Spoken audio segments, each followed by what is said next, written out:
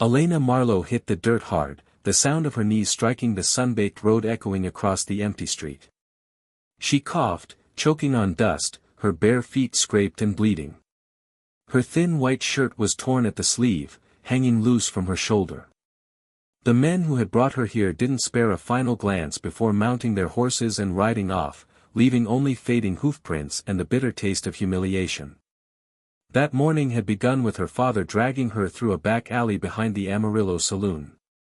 His curses fell like blows, blaming her for debts, for failures, for mistakes that were entirely his. When the saloon owner offered to erase part of the debt if he surrendered her, he didn't hesitate.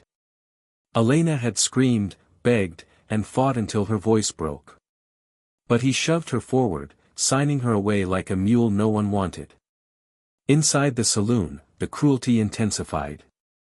Men laughed at her, slapped tables, and jeered, comparing her worth to a broken cow. She tried to curl in on herself, arms wrapped around her chest, small and invisible. Safety had already fled. Then he arrived. Samuel Hart, a 54-year-old rancher, known by rumor more than sight. Dust covered his hat, scars lined his knuckles, and a silence hung around him like a cloak, thick and heavy. He walked to the bar without a word and laid down enough coins to buy a strong horse. The room fell silent. The saloon owner counted the money, nodded, and barked, "She is yours, but if she runs, it is on you." A drunk laughed and suggested, "Better check her teeth first." Samuel's gaze froze him mid-laugh. Cold, steady, and unflinching. Samuel looked at Elena, waiting for her to step forward. When she couldn't, he asked softly, "Can you walk?" She shook her head. He didn't press her. He stepped aside, patient, silent, as if giving her space was more important than anything. Elena stumbled into his shadow, expecting cruelty, but found none. He knelt before her, steady, careful, asking, "Can you stand?" Her legs buckled, and shame burned hotter than the dirt. Samuel waited. Then, with gentle strength, he lifted her, one arm under her knees, the other supporting her back, carrying her like something precious. Tears fell, not from fear, but from confusion. The horse carried them away from Amarillo under a sky streaked with sunset. Elena's voice trembled as she asked, "Why did you pay for me?" Samuel said nothing, but the quiet seemed to answer, a truth she wasn't yet ready to understand. The ranch appeared like a mirage of calm, wooden porch, single rocking chair, barn beside endless fields.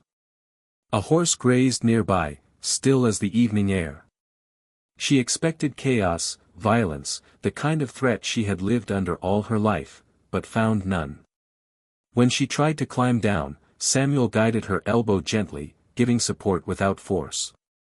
Inside, the cabin smelled of cedar, old coffee, and something warm she couldn't name. He set a cup of water on the table and stepped back. "You're safe here," he said quietly. "You can sleep. No one will come for you tonight." Elena couldn't believe it. Safety was a word she had never known applied to her. "Why did you pay for me?" she whispered again. Samuel leaned against the wall, eyes carrying years she could not imagine. "Your father was selling shame, not a daughter. I couldn't let that happen. That's all." Then he stepped outside, leaving her alone with a truth too heavy to hold. She noticed the cabin had only one bed, neatly made, untouched.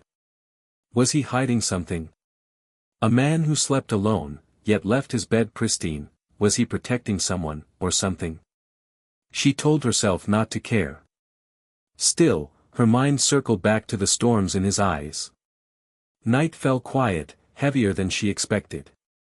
Samuel entered with an oil lamp, the warm glow revealing dust on boots, tables, floors, but the bed remained untouched. "Do you sleep here?" she asked. "I sleep in the barn when nights get heavy," he replied. "The horses do not ask questions." Elena sensed more. A man who lived like that either carried secrets or guarded someone fiercely. She watched him rub the back of his neck, the weight of years pressing down in silence. Before she could ask more, wagon wheels creaked outside. Her heart dropped. 2 men climbed down. She recognized one from the saloon, the same who had laughed when she cried. Samuel stepped onto the porch, calm and measured. Evening. We are here for the girl, they said, as if she were property. Elena pressed her hands to her chest, trying to slow her racing heart. She is not your business. She is not your right, and she is not going anywhere with you, Samuel said, unflinching. The taller man reached for his gun. Elena gripped a rusty horseshoe, ready to defend him if needed. Samuel didn't move toward his holster. Paper burns. I have a match, he said calmly. The men spat, cursed, and eventually left. Elena exhaled, voice barely a whisper. Why would you risk that for me? Samuel closed the cabin door, pouring water into a tin cup. Those men won't stop, not while folks like your father feed them lies, he said. Elena's throat tightened.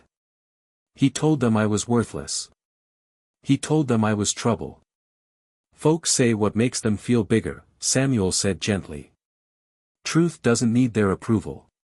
Her heart swelled at the first words of someone seeing her worth. When the lamp flickered low, Samuel grabbed his coat. Tonight is heavy. The horses do not ask questions. You locked the door. Sleep in the bed. I will not take the first rest from you. Outside, the quiet of the ranch pressed in. Samuel lay on hay beside the barn, his body blending into the shadows. Elena, watching him, felt something new, a warmth she had never known. Not fear, not shame, something gentler, almost painful in its unfamiliarity. Before crawling under the blanket, she discovered a wooden box beside the bed. Inside, a folded cloth, a worn Bible, and a small photo of a woman smiling in front of the cabin, with a faint name, Mary Hart. Elena froze. Was this the reason he never slept inside? Did his silence hold love, grief, or protection? She carefully returned the photo, then made a small bed on the floor with a spare blanket. Dawn came soft and golden. Elena stirred, clutching the photo, reflecting on the smile of a woman who had once called this cabin home. She stepped outside. Samuel lay in the barn, one arm behind his head, staring at the rafters as if reading invisible stories. Her bare feet were quiet on the wooden boards as she approached him. Something wrong? He asked. She handed him the photo. Is this your wife? He took it gently. Yes. She passed in a winter storm many years ago. His smile was faint, burdened by a sadness that had aged him beyond his years. You still love her, she whispered. Of course, he said. Love doesn't end when someone does. She looked at him, puzzled. Then why did you help me? Why risk trouble for someone like me? He chose his words carefully, as if Mary's memory guided him. Because no one should be thrown away like you were. Because kindness has to start somewhere. Even here. His voice settled into her chest, gentle, steady, and certain. For the first time, Elena understood. The world had not been cruel because she deserved cruelty. It had been cruel because no one had ever chosen to see her worth. Morning stretched across the ranch like a promise.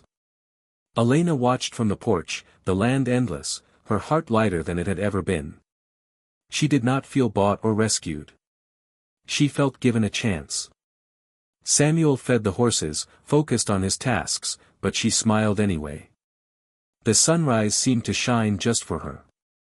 Tomorrow, for the first time in 19 years, was not something she feared.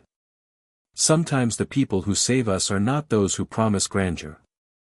Sometimes, they are quiet, steady, unshakable.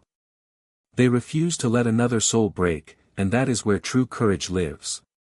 The hardest part is believing we deserve it.